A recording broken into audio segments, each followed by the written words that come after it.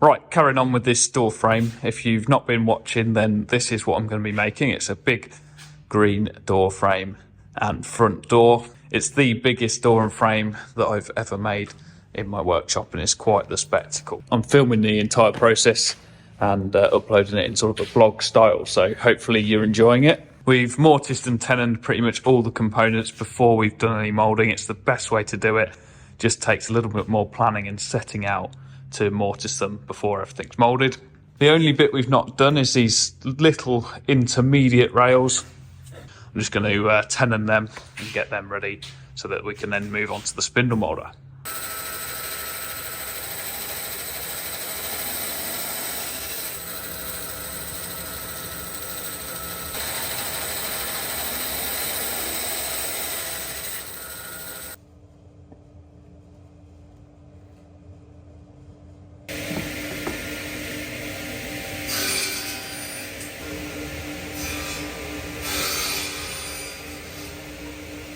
So that piece we just cut as an extra should match exactly the sill that sits below it, so all them shoulders run in line. It's just a smaller piece of wood. Alright, we're on to the spindle moulder and moulding these up. So this is the profile I've got to create on every piece of timber. Some of them are reversed, so there'll be a moulding here and a moulding on this corner. It's reversed because the moulding is primarily on the inside of the door frame. The door is open in, so where the door is, we're obviously going to have a rebate to allow for that door to shut into. These are the cutters I'm going to be using. These were brand new. I bought them to do the canopy moulding, so if you've not watched that one, when I designed these cutters, I made sure that they would take out this part of this moulding because I knew I'd got this job coming up, as well as to make up the canopy moulding piece at the same time, so sort of saving a bit of money where I could. This is the other cutter. This is a CMT cutter. I like this one because it's very close from the edge to this radius here, and it's a nice radius for like a staff bead. It's just going to need a sharpen. I've used this an awful lot, and you see it's getting a little bit hot there, so I'm just going to put that on the Tormek, sharpen it up, and then we're going to jump on a spindle and cut this one in first. So put them in this profile block. This is a little CMT block, CMT cutters. Bought this with my very first spindle moulder. It's actually a mistake. I wanted the aluminium block like we'd got at the place where I was doing my apprenticeship. And when I ordered the spindle moulder, it came with a CMT block as part of the deal, and this is the one they sent. And it's smaller. It's really tiny. It's like 78mm block, but it's actually turned out in the life of me being a joiner very handy to have a small diameter cutter block that takes profile cutters. It's an amazing bit of kit. With most cutters in it, even these bigger ones, where it's probably not legal, you can tilt the spindle back at a full 45 degrees with the profile. You have to be careful because it's so small. You can't actually do these wedges up too tight. If you really wind these scrub screws in to the block, it distorts the block, that centre ring, and it doesn't go on the spindle shaft, so just a bit gentle with it, but it's a great little bit of kit. Probably going to run these cuts in a climb cut. Climb cut is where you spin the machine at the normal direction, so the cutter is obviously cutting in this direction, and normally you feed it against the cut, but climb cut is when you feed the timber through with the cutter direction, and it cuts the fibres of the wood into itself and creates a much cleaner edge. Let's just set the top of that cutter to 0. So I know I want a 33mm cut to the edge of my profile, so just want to wind that up now, 33mm. Get one of my pattern pieces, and I'm just going to push that through. Set the depth of it.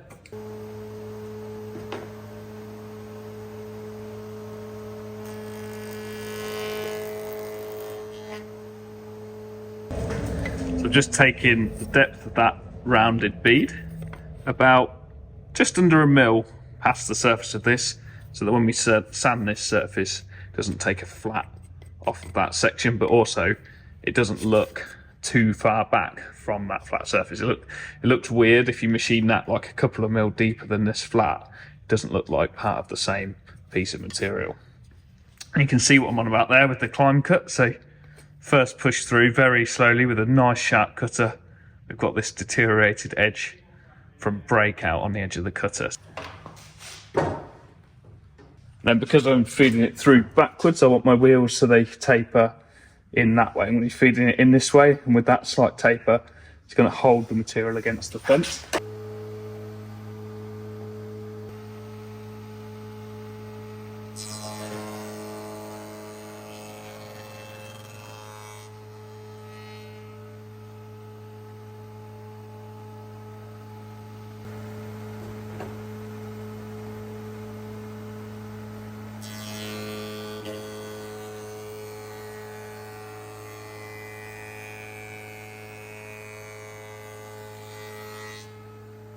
Now we can see on this piece the next cut is going to come out in this location here.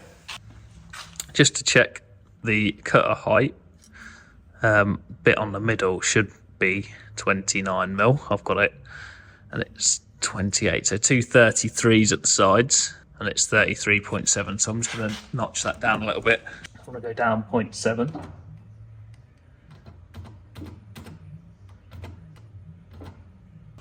And this is the perfect example where you need loads of little pattern pieces. They are now wrong. So I could go ahead and set this cut up from this pattern piece, and it'd be wrong on all the other bits because this piece has been machined wrong at this stage. Right, wrong on it. It's still a good piece to say start setting up the next rebate, so I can check the size of the next rebate on it. But it's not good for doing any cuts in relation to the position of this mould.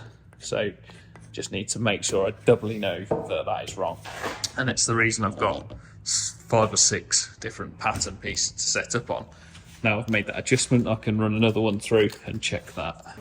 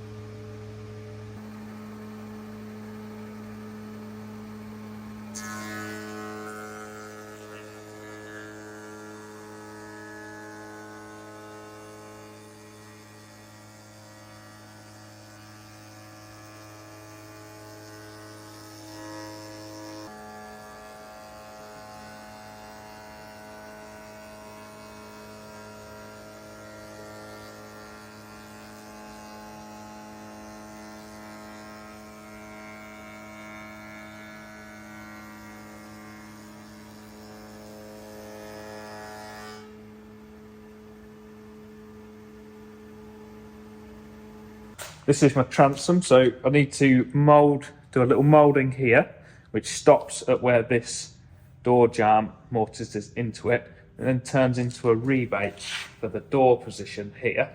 Where that moulding stops is defined by how tall the moulding is on this vertical piece here. So we know from the face it's 33mm in this plane here. So from the edge of this piece of timber I can mark the 33mm. It's one of the reasons why it's important, these mouldings and scribing them by hand, that you mark your joints all the way around every face of the timber so you can reference it later on. So as you can see, it's already getting difficult to put a square on there and mark it down this face. Square that line over. My cut cannot extend past this point. That'll be the joint on the end of the tenon from moulding to rebate on that door jamb, and this is what it looks like in the transom. So now I'm pushing that through, I can just square that line over or mark the same amount on this face, and then watch it as I'm pushing it through and stop at that position there, being very careful to do so. Great way to do this if you've got time is to put a sacrificial fence on, and then the point at which the cutter is breaking through the fence, you can square a straight line up, and then that is the position where you need to stop it. You can see your line on the top of the piece of timber, just align the two. But I like to wing it, and I'll just push it through, have a look at it, and then keep moving it until I'm right.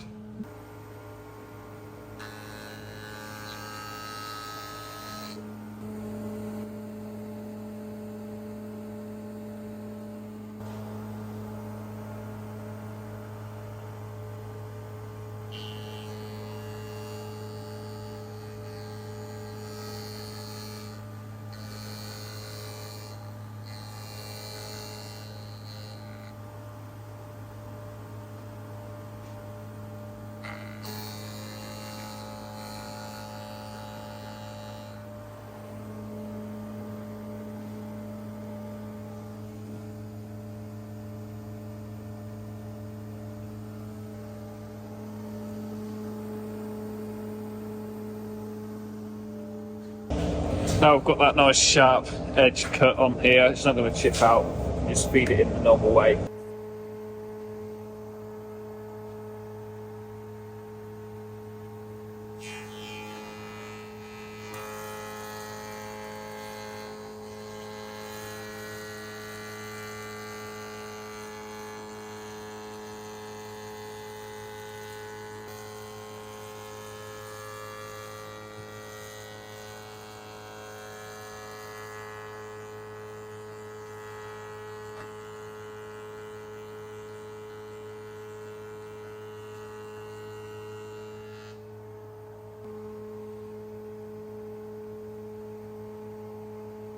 So again, that's them cuts stopped on them lines. I can now put the other cutter in the block and take out the rest of this swoop connected to that first cut. I'd run them on both edges of this piece just to set the height, and this next cut we'll take that out, so it's not going to make any difference at all.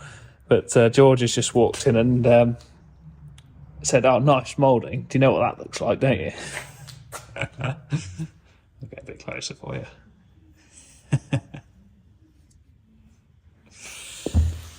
The royal crown, right? Looks like a crown, yeah?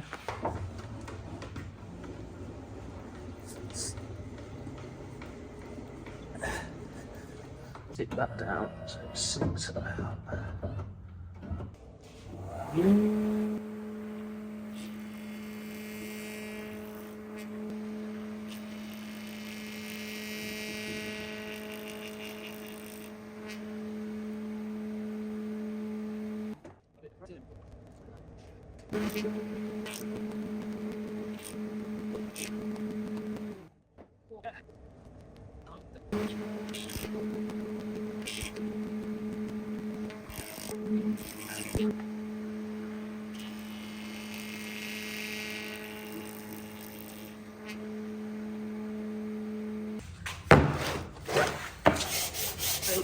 Sand on that edge between the two. I'd say that looks about right to me. What do you reckon?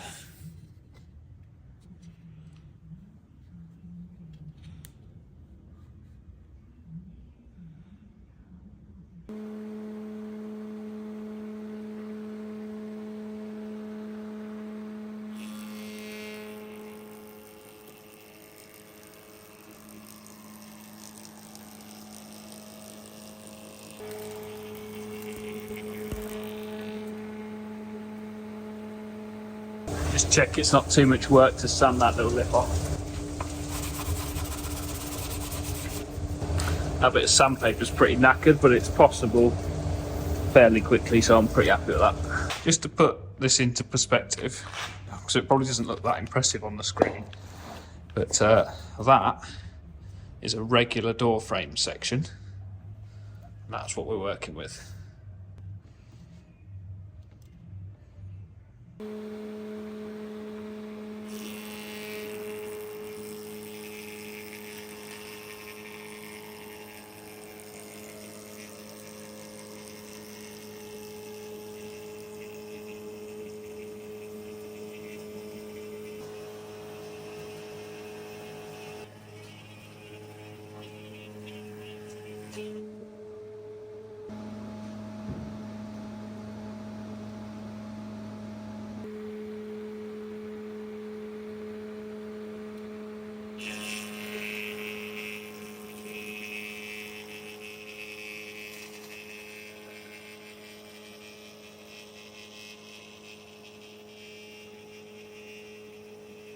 I'll tell you what, it's hard not to fall in love with this job when you do stuff that looks as good as that. That is beautiful. What a project to be involved in. Time for a cup of tea, and then we'll just tackle moulding, doing the same stocked mouldings on this one. The bit that takes out here is dead easy because you only have to be careful on this part here.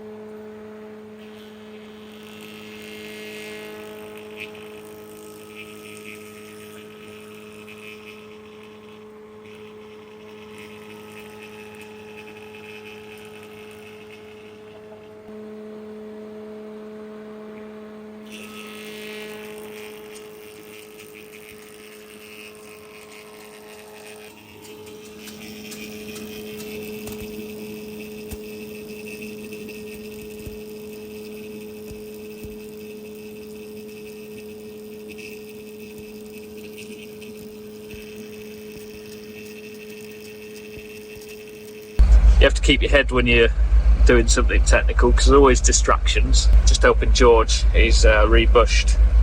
This is a post knocker. He's made a new pin and rebushed all this arm that's worn out after about 15 years of abuse. So just helping him lift that back into place.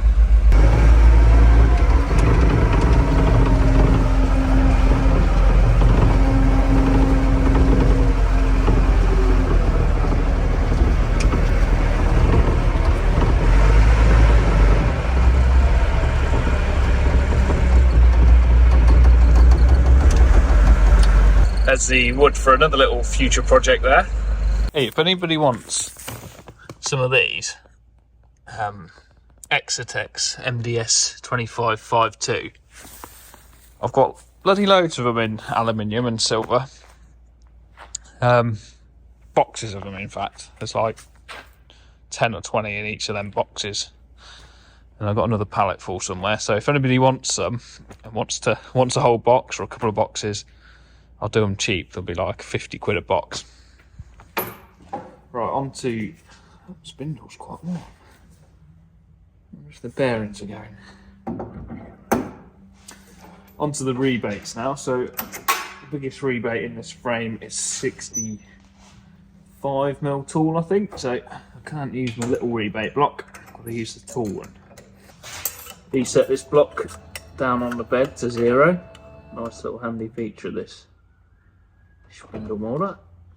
That's what, a 64mm rebate. And then just to keep that edge clean again, stop break out, I'm just going to set it to about a 2mm cut and run through first at that.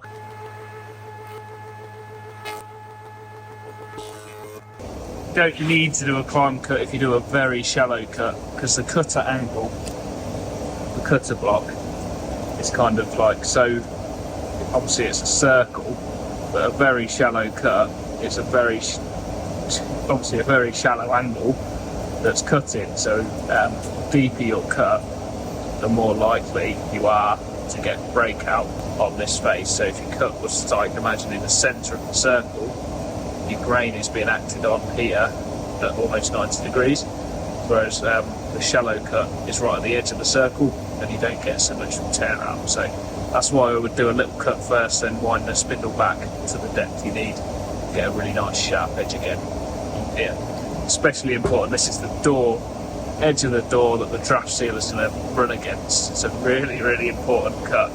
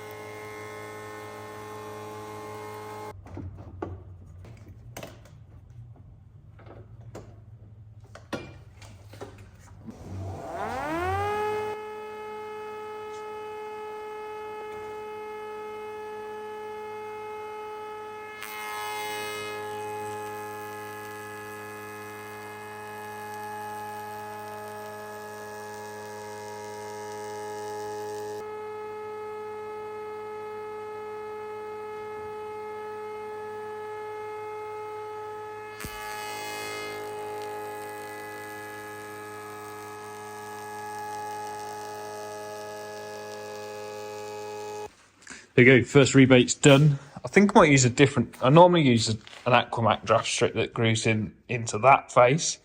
So the groove goes this way. But I think I might use the one that grooves in down there because the timber is chunky enough to take it. Normally when you're using thinner timbers, you take too much depth out of the piece of wood here and it makes it weak across this section. But obviously these are big enough to handle it. But yeah, hopefully you can see now on the end of this one, look, where this tenon comes in. And I've got to sort of trim that because this one's going to be dead tight to the end of the tenon. So I've got to router that through. But hopefully you can see that the reason I didn't do that one full depth, because it would just weaken this bit of timber right here. Oh, it's getting exciting. It's exciting now.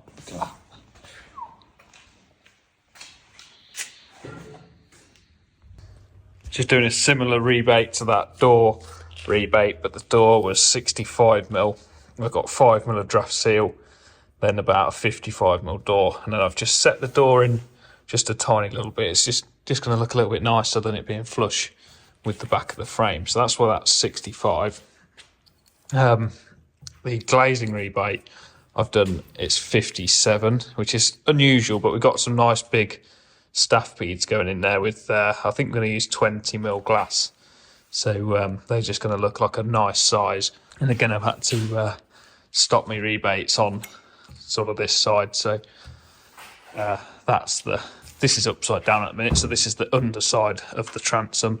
So that's your doorway opening, and your rebate, your door shuts into. This is the glazing rebate at the sides.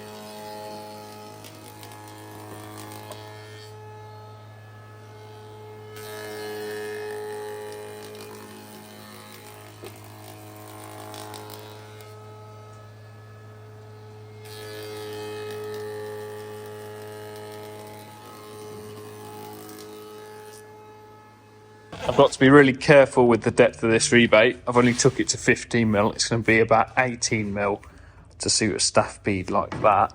But the depth of that rebate in relation to the depth of this moulding, and more specifically that sort of sharp edge there, is what I've cut these shoulder heights to. So the offset between this shoulder here and this one here, it's got to be exactly the same as the offset between this shoulder here and this sort of sharp edge here, because that sharp edge is going to get cut back at the joint location. So I've got to make sure my rebates match. So to check that setup, I can just put one of my tenons in the mortise, make sure these faces are nice and parallel with each other, measure down from this edge to that moulding, and just make sure that that one is exactly the same when all these faces are parallel. Got my moulding on this side, which I can measure to that groove. It's 33mm. Then I can measure down sort of on the outside edge here. It's showing just under 31. So I need 2.3mm more on these fences. Right, there we go. I've had enough for today. It's about 7 o'clock in the evening. I find this type of stuff, I get so engrossed in it, and it's obviously heavy. You're lifting a lot of bits about repeatedly, one after the other, and your mind is full on trying not to make a mistake and get everything right. Really, really tiring. You don't take any rocking at night to get to sleep. I'm really excited about it. They're looking absolutely stunning, especially that bit. I mean, it's going to be a shame to paint that bit of wood. I mean, I love painted joinery. When people say, why, it's a shame you painted that, I don't think it is most of the time. I love it. Well painted, a nice painted finish is way better than a stained bit of hardwood or whatever. But yeah, that bit will actually be a shame to paint over, like that bit as well. Look at that. It's quite unusual, isn't it? But yeah, mouldings, I mean, it's turning out great. Really excited. So I think that video's probably got quite long. I will end it there, and we'll carry on putting all draft strips and stuff in it in the next episode.